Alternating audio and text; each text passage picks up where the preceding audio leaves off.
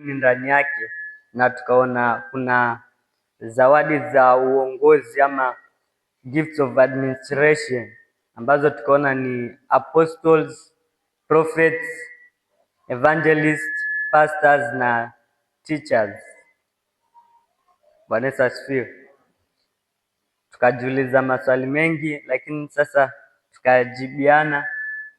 Sasa tumefika kwa tunataka kuangalia motivational gifts, zile karama ambazo Mungu ametupatia za kutiana moyo ndani ya mwili wa Kristo. So tunaziangalia, tutazipata katika kitabu cha Warumi 12.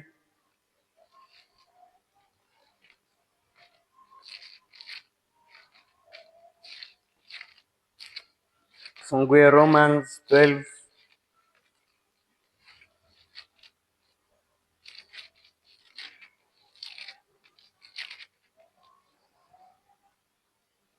Romans 12:6 kuanzia mstari wa 6.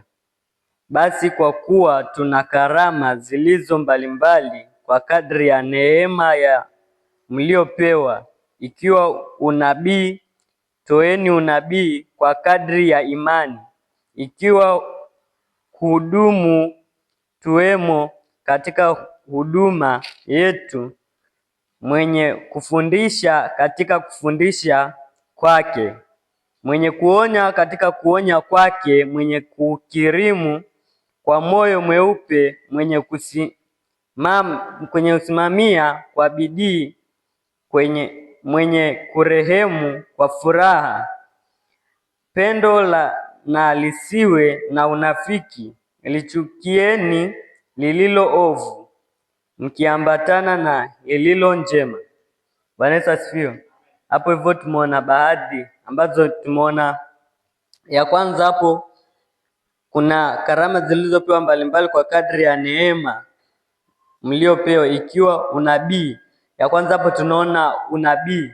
Unabii kama tulivyosema ni unatolea mtu nabii kumtia moyo ama kumfariji, sawa na vile Mungu amekuongoza kumtolea huo unabii. Huo unabii pia unaweza kuwa wa kuonya mtu kuhusu jambo fulani, kama vile tunaona wana wa Israeli walikuwaga na manabii ambao walikuwa wanaangalia, wanafunuliwa na Mungu yaliyo mbele. Mpaka wakati mwingine walikuwa wanaelezea mfalme wao jinsi kutakavyokuwa, wanamsaidia.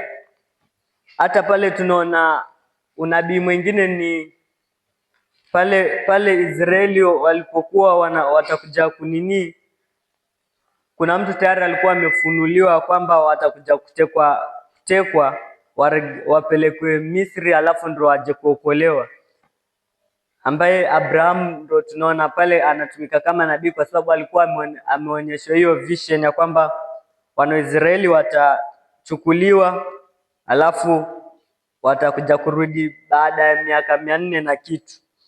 So hapo tunaona karama ya leo, tumeona kwamba kuna unabii nyingine. Sasa tunaendelea kuona hapo, tunaendelea kuzichambua hapo. Verse 7 inasema mwenye kuhudumu, tuwemo katika huduma yetu. Hiyo ni karama ya kuhudumu. Kuhudumu ni serving. Unapenda kufanya huduma, kufanya service sana, unapenda kuhudumia watu. Yaani Biblia inatuambia kwamba ifanye sana. Hiyo ni baadhi ya mwili wa Kristo ambayo inatakikana kwa ndani ya kanisa. So kuna pia huyo mwenye anapenda kuserve, anaambiwa kwamba aserve kwa bidii yake. Hiyo verse 7 nasema ya kwamba ikiwa huduma, tuwemo katika huduma yetu. Mwenye kufundisha katika kufundisha kwake. Karama nyingine hapo ni ya kufundisha, afundishe kama jinsi Mungu atakavyomuongoza. Verse 8 nasema mwenye kuonya katika kuonya kwake. Yaani Biblia inaendelea kutuelezea kwamba tuendelee hiyo ni karama nyingine ya kuonya mwenye kukirimu kwa moyo mweupe. Mwenye kukirimu kwa moyo mweupe aendelee kukirimu. Labda kama mnaweza nisaidia, kukirimu ni kufanya nini?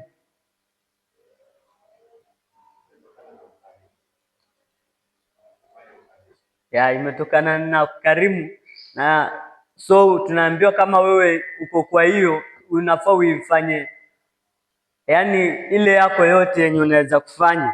Hiyo ndio mwili wa Kristo, pia uko na hizo zote. Na kama unajua kukirimu ni yaani iko ndani yako tu, si ile tunalazimishwa ama nini, lakini kuna mwingine anajilazimisha, kwa sababu dini inasema ya kwamba dini ya kweli ni ile, kama vile tulivyoona ya kwamba ni ile kuwasaidia wajane. Sasa kuna wengine wanajilazimishaga kusaidia wajane, si eti kwamba wanafanya tu ili wakamilishe dini, lakini kuna mwenye iko ndani yake hiyo, yaani akiona mtu tu ako na hitaji anasikiaga tu kumsaidia tu. Sasa Biblia inatuambia kwamba tuifanye, kama wewe ni yako hiyo, ifanye kwa moyo wako wote. Inaendelea kusema hapo kipengele cha pili, nasema kwa moyo mweupe, mwenye kusimamia kwa bidii, mwenye kurehemu kwa furaha. Mwenye kurehemu pia unafaa urehemu kwa furaha. Mwenye kusimamia, hiyo ni leadership. So hapo kwa motivational gifts tuko na prophecy, serving, teaching, encouragement, giving, leadership na mercy, yaani unaonea watu huruma. Na Biblia inatuambia kama wewe ni mtu hizo, unafaa uzifanye kabisa kwa moyo wako wote, wala usilalamike. Unafaa ufanye kurehemu kwa furaha, yaani hizo zote. Kama hakuna furaha hapo, wewe unazifanya tu for the sake of doing it, lakini unafaa uzifanye kwa bidii. Zingine ni zawadi za kiroho ama karama za kiroho ambazo tunazipata katika Wakorintho wa kwanza. Hizo tumeongelea ni motivational gifts, zile za kutiana moyo. Alafu juzi tuliongelea za uongozi. Kwa nini tunajifunza hizi karama? Tunajifunza kwa sababu tunasoma juu ya ubatizo ndani ya mwili wa Kristo. So the moment unabatizwa kwa huu mwili wa Kristo, unafaa ujue ya kwamba huu mwili wa Kristo uko na hizo vitu zote. So huenda ikawa ukitoka, kuna vitu ambazo unafaa uwe nazo. Kuna karama ambazo Mungu amekupatia katika ubatizo katika mwili wa Kristo. Lazima ujue karama yako ni gani. So utakapozitaja hizi karama zote, unafaa ujue karama yako ni gani, na kama tunavyojua, kama uko na karama unafaa uifanyie kazi.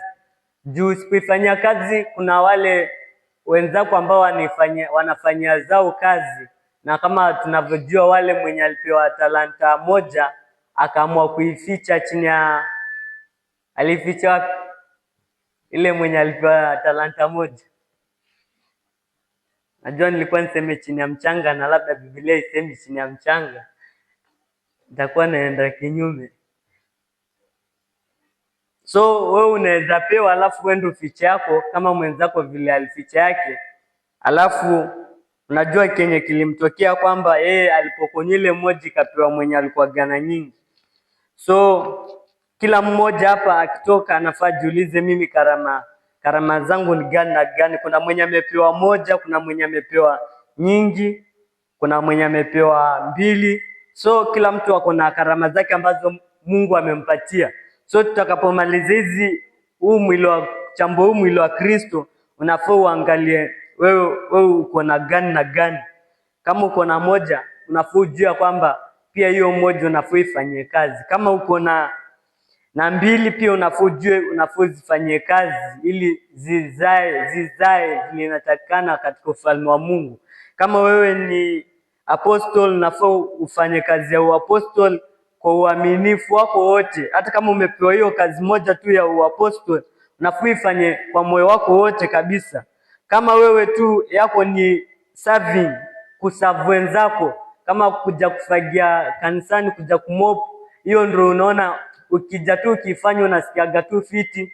Hiyo tu ndio unafaa uwe ukifanya, uwe uifanye kwa sana, juu the moment unaifanya hiyo na unajisikia uko sawa, hivyo hivyo Mungu ndio amekupatia hiyo, na akija ataona kwamba umefanya chenye alikutuma na hukuificha hiyo karama yako. So akija akikuta kwamba kanisa alikuwa ichafuliwa, lilikuwa tu liko sawa, juu kwa sababu yako umekuwa ukilifagia ama nini, umekuwa ukilmop, Mungu atakupatia zawadi kulingana na venye ulifanya. So wewe kama yako pia ilikuwa ya kufunza na umefunza vizuri bila kulalamika wala bila kuona kwamba mimi nimepewa tu ya kufunza tu peke yake, sijapewa nyingi kama wengine. Yaani Mungu hiyo yenye amekupea ndio unafaa uifanyie kazi. Na kuna wale wenye wamepewa nyingi pia. Kama Mungu amekupea nyingi, anatarajia kwamba uzifanyie zote kazi hizo nyingi hivyo vile amekupea. Na ukishazimaliza, sio eti mwenye akona moja sasa unaanza kumfinyilia ama kumuona kama si kitu.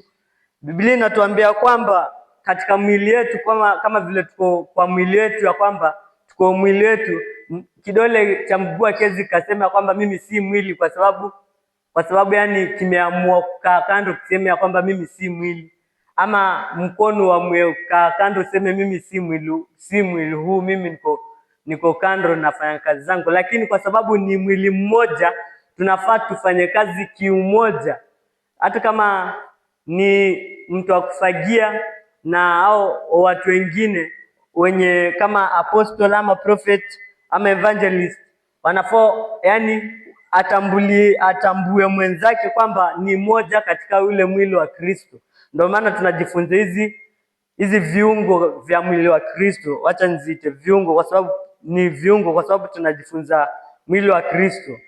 So sasa tunataka kuangalia hizi spiritual gifts, hizi karama za kiroho za rohoni ambazo tutazipata katika Wakorinto wa kwanza 12. Wakorinto wa kwanza 12 tanzia mstari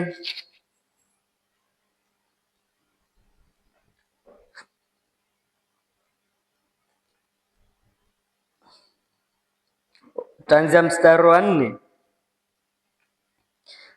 Basi pana tofauti za karama mbali, bali Roho ni yeye yule.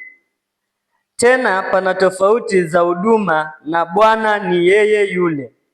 Kisha pana tofauti za kutenda kazi, bali Mungu ni yeye yule azitendaye kazi zote katika wote. Lakini kila mmoja hupewa ufunuo wa Roho kwa kufaidiana. Maana mtu mmoja kwa Roho apewa neno la hekima, na mwingine neno la maarifa, apendavyo Roho yeye yule. Mwingine imani katika Roho yeye yule, na mwingine karama za kuponya katika Roho yule mmoja, na mwingine matendo ya miujiza, na mwingine unabii, na mwingine kupambanua roho, mwingine aina za lugha, na mwingine tafsiri za lugha. Lakini kazi hizi zote huzitenda Roho huyo mmoja, yeye yule, akigawia kila mtu peke yake kama apendavyo yeye. Bwana Yesu asifiwe. So hapa hivi tunaona kwamba licha kwamba hizi karama ni tofauti, yani mwenye anapeana ni huyo mmoja tu, Roho Mtakatifu ndo anazipeana hizo karama zote. So hapa hivi tunapata karama gani na gani katika hizi karama za kiroho? Ya kwanza tunaona hapo verse 4 inasema, basi pana tofauti za karama mbalimbali. Tena basi pana tofauti za karama, bali Roho ni yeye yule. Tena pana tofauti za huduma na Bwana ni yeye yule. Kisha pana tofauti za kutenda kazi, bali Mungu ni yeye yule azitendaye kazi zote katika wote. Lakini kila mmoja hupewa ufunuo wa Roho kufaidiana. Hii na verse 7 natuambia kwamba hawa wote wanapewa hizo karama kwa ajili ya kufaidiana, yaani ili mwili wa Kristo uweze kufaidika. Kama vile miguu inatembea kutafuta chakula ili tumbo ishibe, na tumbo ikishiba chakula ina digestiwa na tumbo inatoa energy katika misuli na unapata nguvu za kutembea. Hivyo ndio pia hizi karama za Mungu zinafanya kazi. Yaani kuna zile karama ambazo zinajenga huu mwili wa Kristo, kama vile tunavyotafuta chakula, si ni kila kitu mkono ndio unakula, unapata tumbo inashiba. Hivyo pia kwa huu mwili wa Kristo kuna karama ambazo ni za ni kama za kukula, kwa sababu zinafanya kazi. Ni kama wacha nichukue karama kama ya evangelist, anaenda anahubiria watu, na akihubiria watu si kanisa linaongezeka. Hiyo tunapata growth ya kanisa linakuwa, kwa sababu ya evangelist ameenda akahubiria watu na wakapata kumpokea Yesu Kristo. Na pia tunaona sasa huyu evangelist anaachia au watu wenye wameokoka, anawaachia pastor wawe wakifundisha hiyo safari jinsi inafaa kwenda. So pastor anakuwa pale ni kama guardian, anawaongoza hapo, anaangalia hiyo afya ya huo mwili. Bwana Yesu asifiwe. So kama vile mwili wetu ulivyo, na hizi karama pia ziko hivyo hivyo, kama vile mwili wetu uko hivyo. So hakuna vile kiungo kimoja kinaweza kadharau kiungo kingine, ama kiweze kuweze kukata kiungo kingine, ama iko kiungo kiame kujitenga. Na the moment iko kiungo kimejitenga, basi iko kiungo sidhani kama kitakuwa ni cha mwili wa Kristo. Bwana Yesu asifiwe. The moment mchungaji ama mtu yoyote amesemea kwamba mimi zangu ni za kiwango cha juu, mimi sifananishi na yule ama nani, ni kama anajaribu kusemea kwamba mimi kichwa ndio wa muhimu sana, nyinyi miguu na mikono, nikiwa mimi siko hamwezi mkafaulu. Ndio, in some cases inaweza tokea ndio wewe ni wa muhimu, lakini bila hizi viungo vingine pia wewe huwezi ukafanya kazi. So tunategemeana, kila mtu anategemeana, kama vile tunavyoona miili yetu. So the moment uko na hizi karama, kama unaona kwamba wewe na mimi kama tunajiona tuko na karama nyingi, nafaa tukumbuka kwamba hatuwezi tukakaa bila hizi viungo vingine vidogo. Kwa mfano, hata niseme hivi, kwa mfano kama bishop wetu mkuu haezi akakuwa Nairobi na akue pia hapa, si ndio hivyo? So lazima awe na hawa wadogo wake. So haezi akasema nyinyi bila mimi si kitu, wala sisi hatuwezi tukasema sisi bila yeye, kwa sababu tunategemeana. So sisi kama wenye tuko hapa hatufai kudharau mwenye ako juu yetu, ama yeye hafai kutudharau kwa sababu tuko na karama ndogo, wacha niseme ndogo ama moja, kwa sababu Mungu yeye tunajifunza kwamba Mungu ndo anazipeana, na anajua ya kwamba nikikupea hizi mbili unajua kuzimanage, utazimanage vizuri, na anajua kwamba akikupea nyingi huenda hata usizifanyie kazi, huenda ukakaa kama mwenye alipewa moja akificha. So zenye karama zenye Mungu ametuaminia nazo akatupatia, ndo tunafaa tuzitunze hizo karama, na tunafaa tuzifanyie kazi hizo karama, kwa sababu tukijua kwamba Mungu ametuaminiana hizo karama kwa sababu anajua kwamba hizo ndo zenye tunaweza zifanyia kazi. So hapo hivyo tunaendelea na hiyo 12, tumefika hapo 8. Maana mtu mmoja kwa Roho apewa neno la hekima.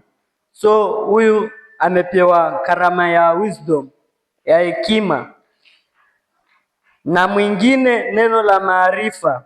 Hii ni word of knowledge, amepewa word of knowledge, na mwingine neno la maarifa apendavyo roho yeye yule. So hawa mwenye amepewa word of knowledge na mwenye amepewa wisdom, wote wamepewa na roho yule yule mmoja, si eti amepewa nini. So hakuna vile word of knowledge, najua ni kama unapewa kujua kitu, si ndio hivyo? Ama so unaweza kuwa hivi unajua kama ni kama wenye huwa anafunuliwaga. Mama yetu Jane vile yuko huwa anatuambiaga anafunuliwaga na Roho Mtakatifu. So yeye ndo amepewa hiyo karama, so anafaa au akifunuliwa vile, si ni kwa ajili ya kanisa iendelee kujengeka zaidi. So si huwa sometimes namsikiaga akishiana sisi na si tunasikiaga kujengeka. Kuna wakati alisema ameona kanisa ikiwa imejaa, so tunajua kwamba one time one day hii kanisa itakuwa imejaa yote. Kwa sababu ya nini? Kwa sababu ya ile word of knowledge yenye alikuwa amepewa na Mungu, na kama tunavyojua aliweza kutuambia. So tunafaa tuendelee na maombi, tusimwachie maombi ayafanyege peke yake, kwa sababu yeye ndo alifunuliwa. So tunaona vile zinaingiliana hizi karama. Kuna mwenye amepewa karama ya maombi, so the moment yeye atakuwa ameshare vile yale maono, sisi kuna wale mwenye amepewa karama ya maombi, so mwenye maombi pia anachukua hiyo imani na kuweka katika maombi, alafu mambo yanatendeka kulingana na vile Mungu alimfunulia. So hivyo ndio inaleta umoja wa kiungu na mwili wa Kristo, unapata nguvu na unaendelea kusonga mbele. So hapo 8 inaendelea kusema, maana mtu mmoja kwa Roho apewa neno la hekima, na mwingine neno la maarifa apendavyo Roho yeye yule, mwingine imani mwingine verse 9 inasema, mwingine imani katika Roho yeye yule, na mwingine karama za kuponya katika Roho yule mmoja. Bwana Yesu asifiwe. Hapa hivi tunaona mwingine anapewaga karama ya uponyaji, yaani katika kuponya yeye si kwake, sio kwa kumchukua muda sana, kwa sababu hiyo ndio kazi yake yenye amepewa. So unaweza pata akiekelea mtu mkono akimwombea tu tayari amepona. So sasa acha niulize sasa, kama kuna watu special wa kuponya ama inakuwaje?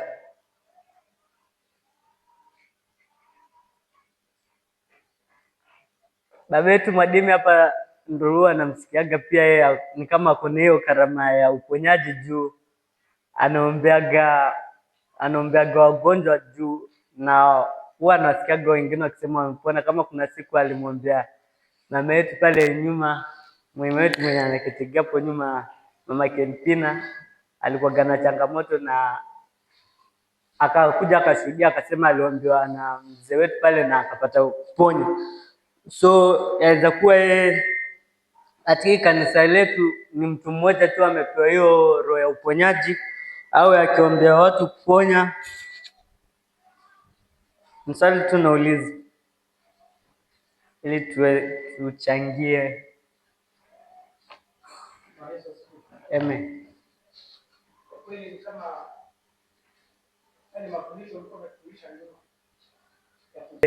12 disciples. ambao wao mitume pia, si ndio sisi wasahii wenye tumeokoka sahii ndio, na anasema kwa sisi sote, na kama tunavyojua alikuwa anasema, hata hapo vile naona pia Yuda alikuwaga hapo anasikiza, but hakuna mahali Yuda tulisikia kwamba ameenda akaponya wagonjwa akaombea hao, but hao wengine tumewasikia hata wenye walikufa mapema baada ya Yesu pia wao tuliwasikia wakiombea watu ama wakifanya shughuli fulani. So hiyo nayo tutasema alikuwa anawapea karama, ama ilikuwa yani mtu yoyote atakayeamini anaweza akazifanya hizo kazi zenye Yesu alitutuma tukaweze kufanya.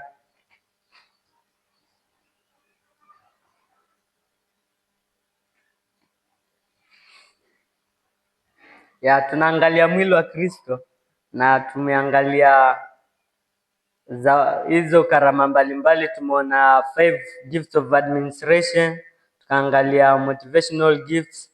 Sasa tuko katika spiritual gifts ambazo tuko Wakorintho wa kwanza 12:9 mpaka 12, na tumeona ya kwanza ni wisdom ama hekima. Ya pili tuko na ni word of knowledge, yani unapewa neno la ufunuo. Alafu pia sasa tunaangalia juu ya uponyaji, karama ya uponyaji na miujiza, hiyo ya prophecy, speaking in tongues, interpretation of tongues. Pia hizo ni zawadi za kiroho. Hata kama kuna hii speaking in tongues, kuna dhehebu fulani napenda kutumia kwamba ikiwa hakuna mtu mwenye anajua kuinterpret hizo tongues, hazifai kunenwa hizo ndimi. Na kuna vazi zenye pia wao huwa anaitumia na iko katika Biblia. Haleluya! So tunaendelea. Karibu mchungaji, nakuona umejipanga kuchangia. Nasikiza mwalimu anapofundisha tu.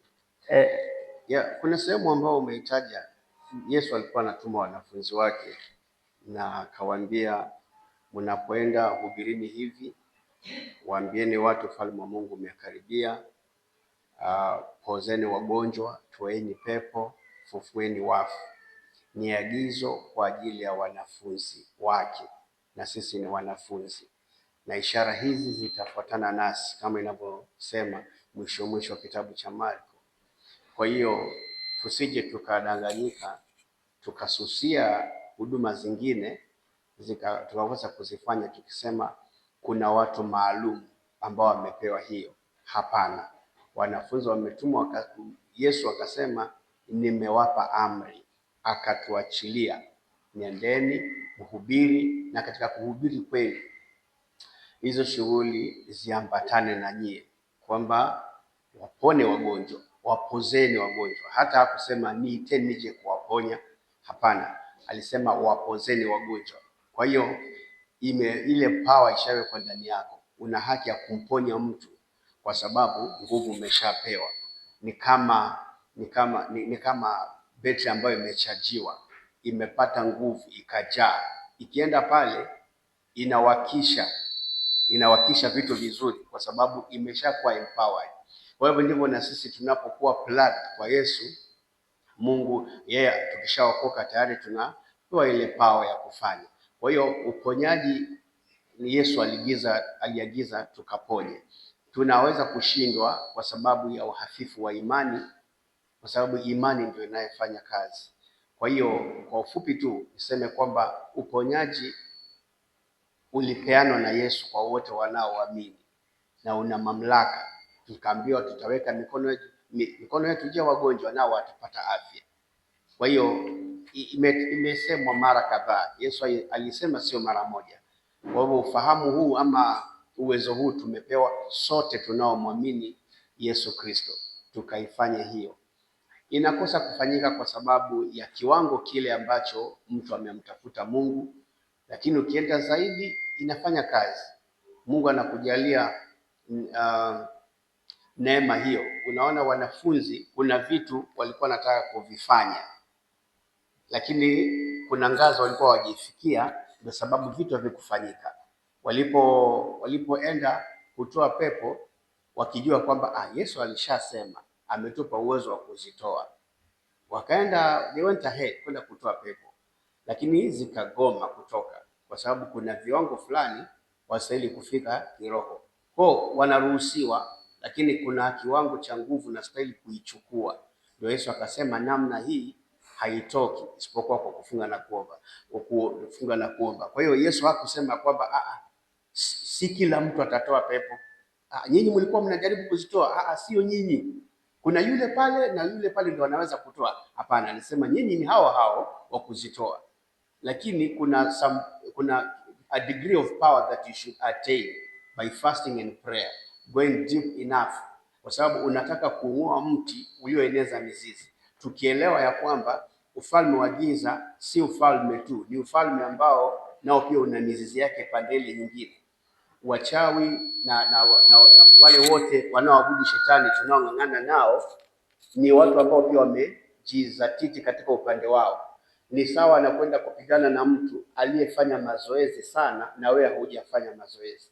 Kwa hiyo atakushinda moja kwa moja, kwa sababu yeye ana misuli zaidi kukuliko wewe, hutajitangaza tu. Kwa hiyo mtu anaweza kushindwa kulingana na ni undani gani umeenda. Kwa hiyo ni kwa watu wote, sio kwa watu maalum. Amen.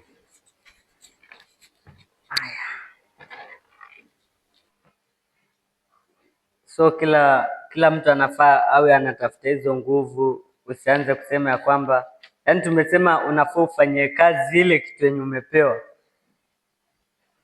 Kama umepewa karama ya kuongea na ndimi, sasa acha tuingie katika kuongea na ndimi na interpretation of tongues.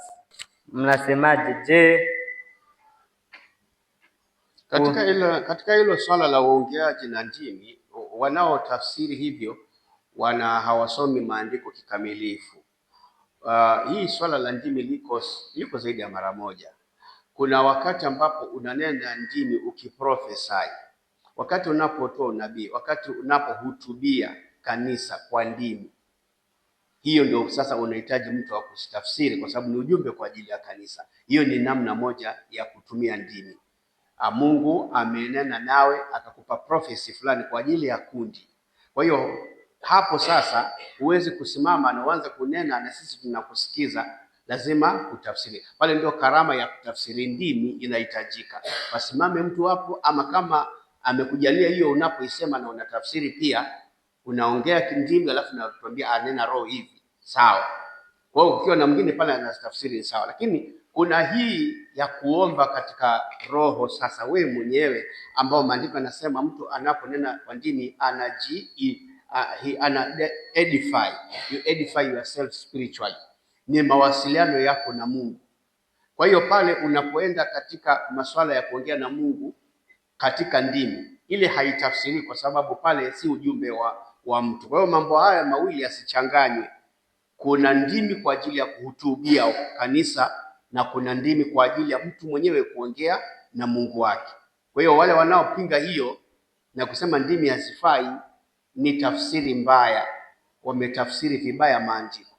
Kwa hiyo waangalie pande zote. Utajinyima hii haki ambao umepewa, ushindi huu wa ndimi. Watu wakijua ile siri iko katika ndimi na ushindi ulio katika ndimi, hauwezi kuacha kitu kama hicho. Usicheze na kunena lugha ambayo hata shetani hawezi kupinga, lugha moto ambayo shetani hawezi kuizuia. Haya mambo mengine yote unaomba Kiswahili, Kizungu, shetani anasikia nini unafanya na unalenga wapi, na ni rahisi kuja kutatiza mambo yako. Lakini ndimi hizo zinapita moja kwa moja, asikii kitu. Hata unapokuwa katika spiritual invasion, umevamiwa kiroho, wakati mwingine, kwa sababu tuko vitani na tunaelewa, unaweza uvamiwe na unasikia unataka kusema katika jina la Yesu, upinge hiyo hali na ulimi unakuwa mzito, uko katika battle. Lakini ukiswitch on katika ndimi, huwa zile zinaenda moja kwa moja, hazipingiki. Sasa hebu niambie Mkristo, mtu anataka kukunyima kitu kama hicho, na hiyo ni mbinu ya shetani kujaribu kutumia walimu hao ili wasifundishe ukweli wa dini, ili watu waachane nazo, wazidi kuwa kawaida na azidi kuwaweza na kuwafunga. So ukiwa uko hapa na huwa ushughuliki na masuala ya kunena kwa lugha, wewe ndio unajiathiri mwenyewe, ama unajinyima breakthrough kubwa sana. You can pray for hours kwa ndimi tu, na huwa ni mzuri kwa sababu huwa inakava eneo kubwa sana, na ndio uzuri wa dini. So that is what I can say. Ni hali ya kutafsiri tu, lakini kila kitu kimewekwa black and white katika Biblia, na Roho Mtakatifu anatusaidia kutafsiri vilivyo sawa sawa. So watu wako tofauti tofauti, wamepatia mambo fulani fulani tafsiri kulingana na theological school zao ambao wameenda, wanafundisha kivyao na wanarudi wakifundisha mambo tofauti, na si ndimi tu, mambo ya ubatizo, mambo ya nini yamekuwa altered, yamegeuzwa tu, lakini maandiko yale hayabadiliki. Uzuri wa Mungu ni kwamba ile Biblia huwezi kutoa nakala nyingine, inabaki vile vile. Kwa hiyo mtu atayumba, ukimrudisha pale ni yeye mwenyewe aamue, mimi sitaki hii. Sasa nilikutana na mwingine ambaye ni mmoja wa wale watu wa mikoba, na yeye akaanza kuongea mambo yake mengine, nikajaribu kumwambia na katika kitabu fulani kimeandikwa na Paulo, si kinasema hivi? Yeye akasema hapana, wacha hii mambo ya kina Paulo ilikuja badilishwa na kina fulani. Yaani mtu anataka apingane na Biblia, aseme hilo andiko hata kama linakuja na ukweli, aligeuze aseme hapana, hayo ni mambo ya fulani.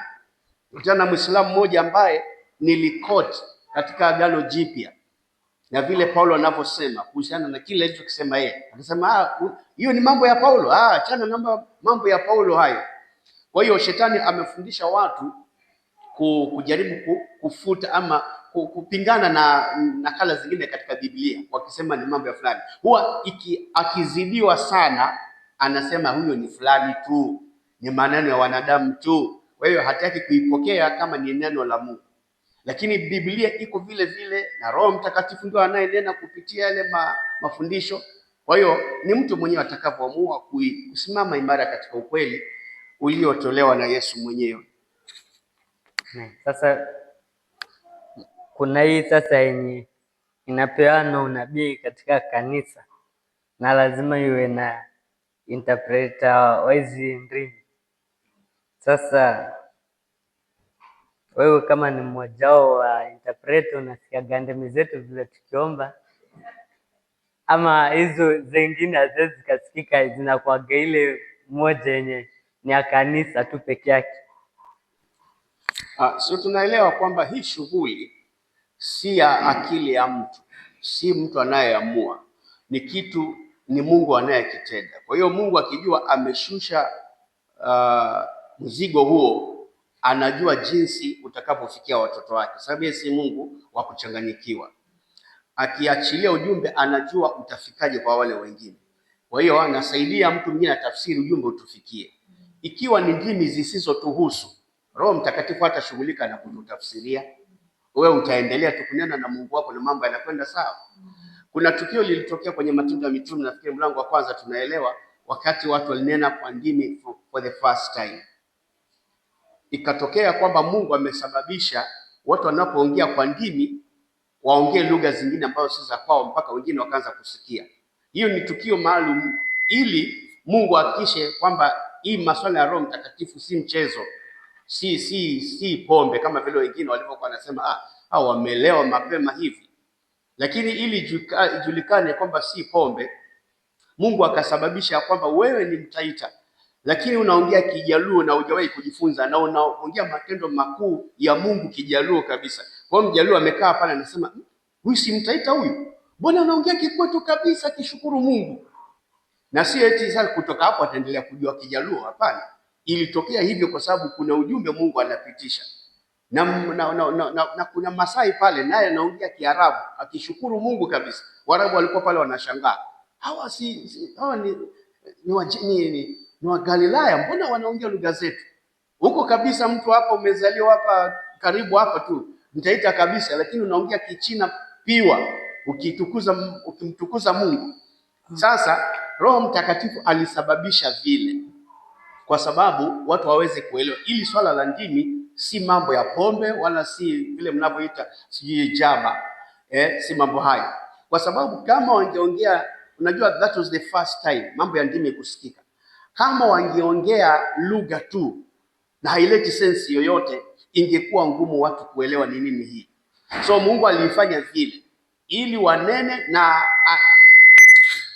hakikishe kwamba kuna watu wa kuisikia hiyo lugha hapo around, ili waweze kueleza watu, jamani, hii si pombe, nimeelewa kila kitu huyu mtu kile amesema, hii haiwezi kuwa pombe. Hakuna mtu ashawahi kuwa mlevi akaongea vitu kwa lugha nyingine tena ya kueleweka. Niliwahi kusikia mhubiri mmoja ambaye ameenda nchi ya kigeni na hajui Kiingereza, lakini Roho Mtakatifu akamsaidia akahubiri Kiingereza vizuri. So there's nothing God cannot do.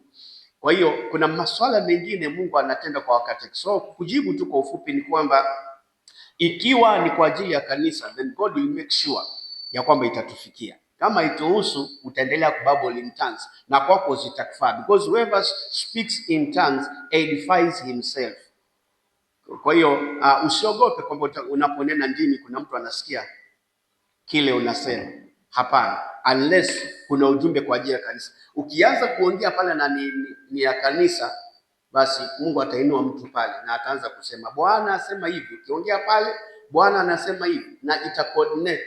Wewe mwenyewe utasikia kwamba kuna kitu Mungu ananena, so ukinena haitakuwa confusion kwamba mnavurugana. Hapana, ukinena unasikia yule na rohoni mwako inashuhudia ya kwamba ni sawa. So si kitu ya kwamba mtu ajifanye tu ana vile unasema ni hivi, danganye kanisa. Roho Mtakatifu hawezi kukubali na kanisa lake analolionea wivu kiasi kikubwa hivyo. So tusiwe na wasiwasi, kila kitu ni Roho anafanya kazi, na tukimwachia afanye kazi, akili zetu hazitahusika, na utatoka hapo hata mwenyewe ukishangaa what was I doing, kwa sababu ilikuwa sio wewe. You've been taken over na Roho Mtakatifu anafanya kazi yake na anamaliza, na ikishamalizika hivyo, sidhani kama kuna mtu atakuja kukuuliza tena wakati mmetoka, hebu rudia pale ulikuwa unasemaje. Hiyo haitakuwepo.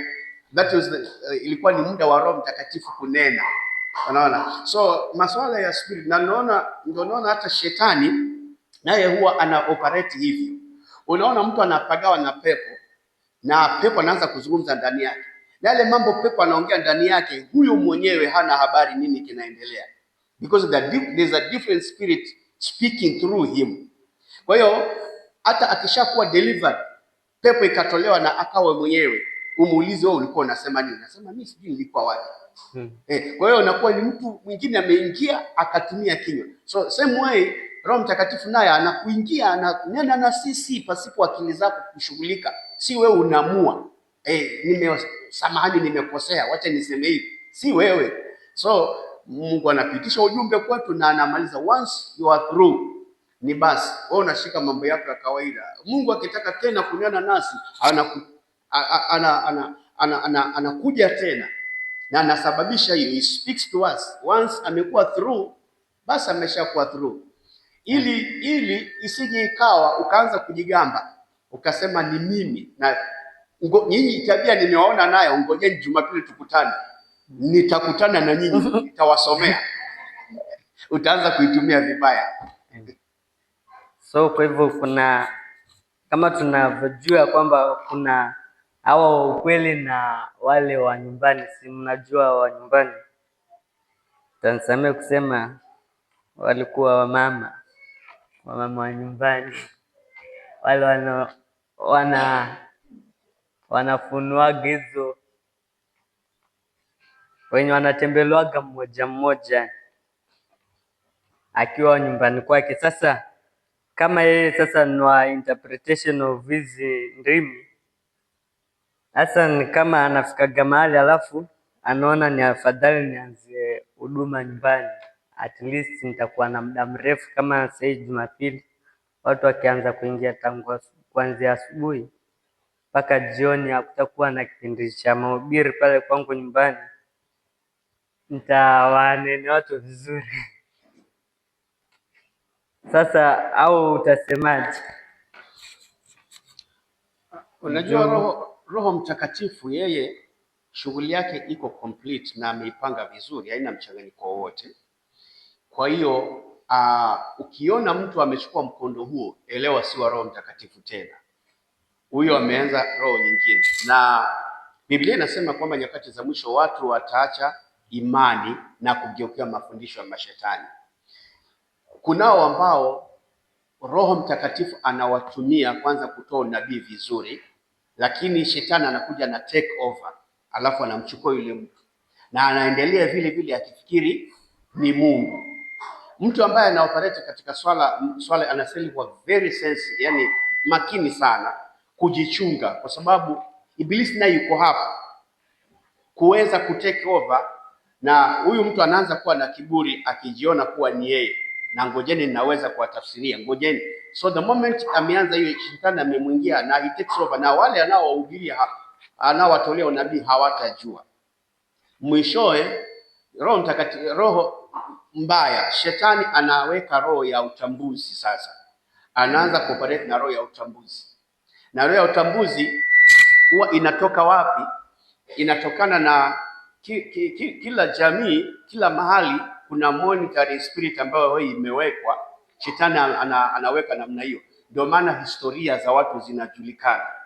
Kwa hiyo sasa inajua kwenu vile kulivyo, inajua everything iko. Wakati mtu anayeoperate na roho ya utambuzi anataka kuhandle swala lako, ana invoke ile roho ya utambuzi inayo monitor kwenu, ya kwamba sana mchawi anaiita alete report. Huyu Isaya alizaliwa hivi, hata kuna wakati kidogo afe, mamake unaweza kuona mamako anasema ni kweli kabisa huyu mtoto kuna wakati ilibidi apelekwe. Unashindwa hii historia yote inatoka wapi? So tayari unaanza kumwamini yule nabii, sema anaongea mambo yote kabisa. Mfano mzuri, ili nisende sana kwa sababu ni wakati wako mwalimu, ujiulize wakati Sauli alipokataliwa na Mungu akasemaje? Nimejaribu kuita Mungu hanijibu kwa ndoto, kwa unabii wala kwa Urimu. Nitafutieni mtu mwenye roho ya utambuzi, mwanamke mwenye roho ya utambuzi. Na akapelekwa. Amesema kabisa, kwa kuwa Mungu amekataa kujibu, sasa tugeukie roho nyingine ya utambuzi. Majibu kama hayatoki kwa Mungu, wao wakaamini kuna wengine kwa namna zao watatutolea majibu tunavyotaka. So ameenda pale kwa mwanamke yule mchawi, na anaeleza kabisa, anayasema ninaibua Samueli nina nini, na yule anayeibuliwa anaanza kuongea, wewe si ulikataliwa na Mungu? Wewe ulifanya ABCD na Mungu alikukataa. Sasa hiyo na that is what happened to Saul, ya kwamba kweli alifanya namna hiyo. Hiyo historia ilijulikana wapi? Life vile kulienda ilitolewa wapi? Kwa sababu roho ya utambuzi ipo inayoelewa tu huyu mtu anakaa namna gani, ndio ilipotumika pale. Now that makes people understand, kuona kwamba kweli mambo yale vile vile Sauli alikataliwa, yule bwana alisema exactly that, lazima atakuwa ni Mungu. Sasa wale wa nyumbani ambao wanaombea watu, wanatolea watu nabii, si wa Roho Mtakatifu, kwa sababu mtu ambaye anaoperate katika Roho Mtakatifu hapingani na kile kilichoandikwa katika neno. Once Mungu ameandika neno liende hivyo ni hivyo. Akishasema msichoke kukutana pamoja, huwezi kupinga ushirika. Ukikutana na mtu anasema mimi ni mtumishi wa Bwana, ni nabii wa Bwana, unaenda kanisa gani? Mimi siendi kanisani, mimi sishiriki mahali, huwa ninaongozwa tu. Weka tarehe X pale, weka tayari star hapo, sema hapa kuna matatizo, kwa sababu nabii wa kweli huwa anatii unabii uliotolewa, na unabii wa kweli unapimwa na maandiko. Je, mambo yake anayoyasema maandiko yanaunga mkono?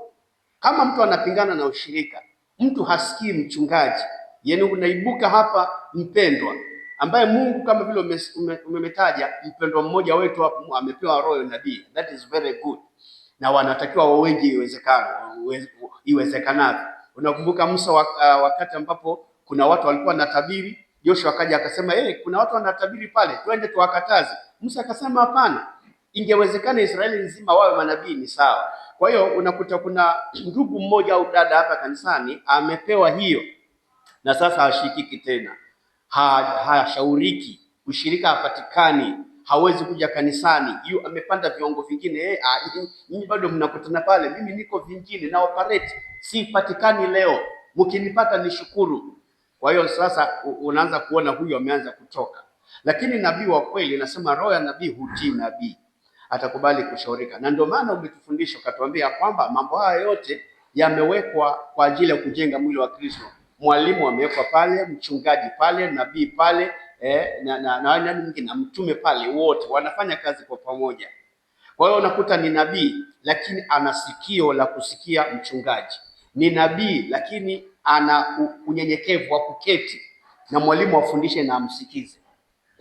So zote wanaheshimiana.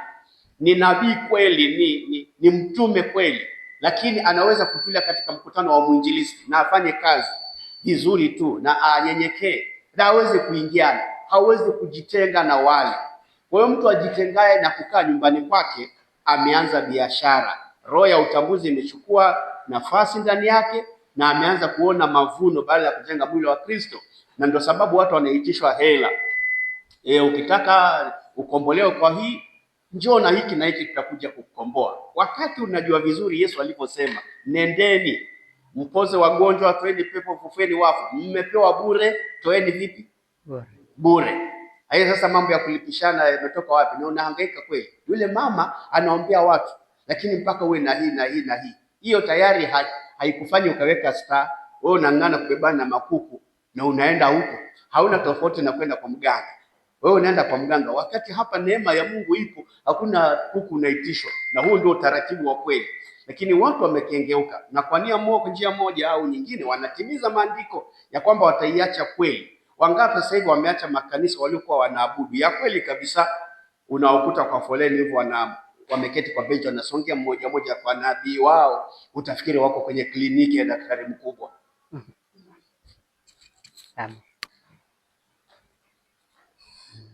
Nafikiri ni hayo.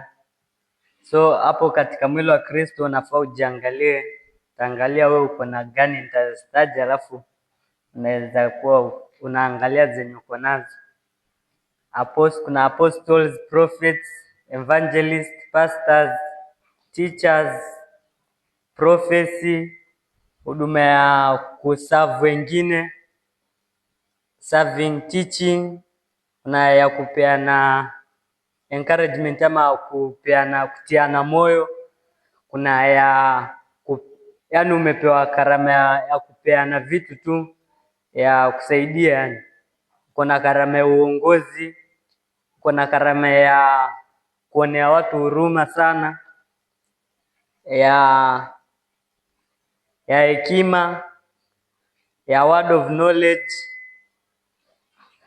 ya imani yako inakuaga kubwa tu. Uko na karama ya kuponya, ya kufanya miujiza, ya kutabiri, ya kuongea na ndimi kama vile tumeambiwa, kuongea na ndimi za kunufaisha kama kanisa, ama ya kuinterpret hizo ndimi.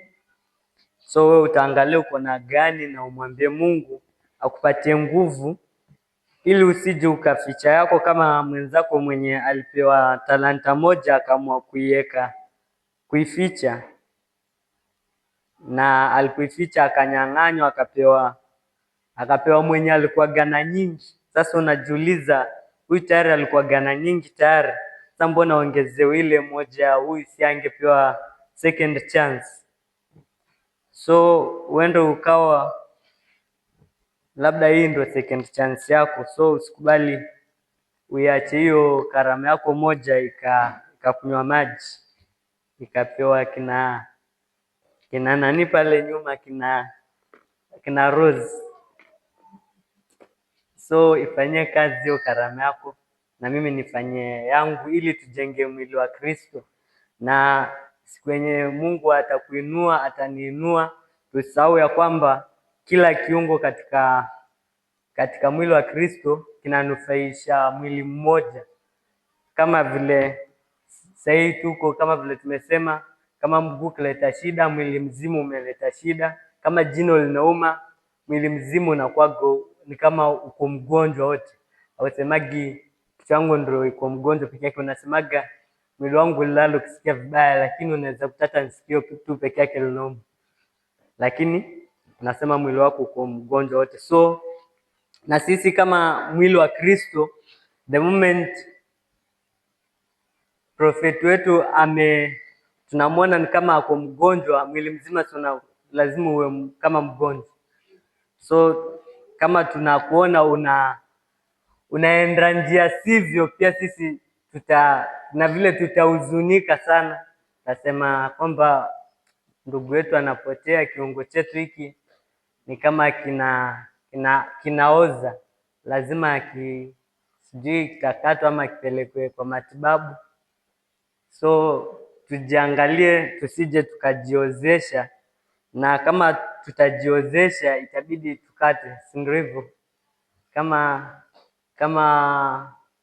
Kama mguu, mkono uko na shida, si unakatwa kama umeanza kuoza, ili usisambaze ugonjwa kwa wengine.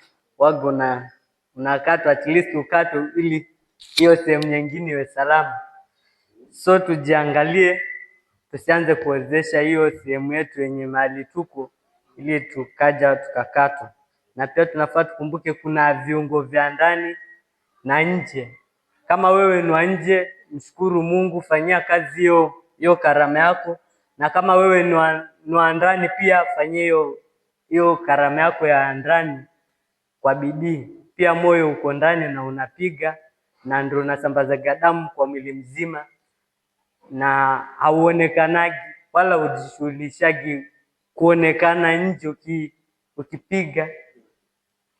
So unaona hapo, na ukigoma mwili pia umegoma, hata zenye zinaonekana ukija kuangaliwa huko, hata sura za wengine huwa pia zinabadilika, kwa sababu ya tu ya hiyo kitu yenye ionekana huko ndani imegoma, itake kutembeza damu vile inastahili. So nafaa tujua kwamba kila mtu yani ni wa muhimu katika hii huduma ya Mungu, na kama vile tunavyojua kwamba tunafaa tujikazi katika hii safari, tumushie Roho Mtakatifu kwa kila jambo. Ni hayo kidogo mwalimu. Sasa nashukuru umetaja habari ya viungo hivyo na tofauti zake. Sasa naona kama viungo hivi tofauti vya ndani na vya nje kama ulivyosema, na kuna viungo vingine nasema ikatwa angalau mwili upone. Pengine mtu anaweza kukatwa kidole na bado akawa yupo, pengine mtu anaweza kukatwa mguu na bado akawa yupo, lakini kuna kiungo kingine kikitolewa, hasa kama wewe ni moyo ukitolewa, sasa ni nani huwa ni moyo hapo ambaye hawezi tolewa? Moyo si kuna Mungu. Mungu yuko, si ndio? Na tunasema ni mwili wa nani? Mwili wa Kristo. Wa Kristo. Kwa tuseme yeye ndio moyo.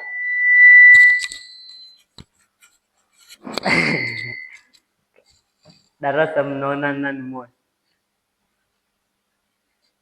Ama labda kuna moyo hapa ndani labda.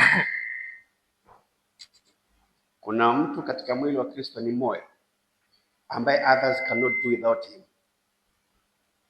Nadhani Roho Mtakatifu ndo moyo ambaye bila yeye hatuwezi tukafanya chochote.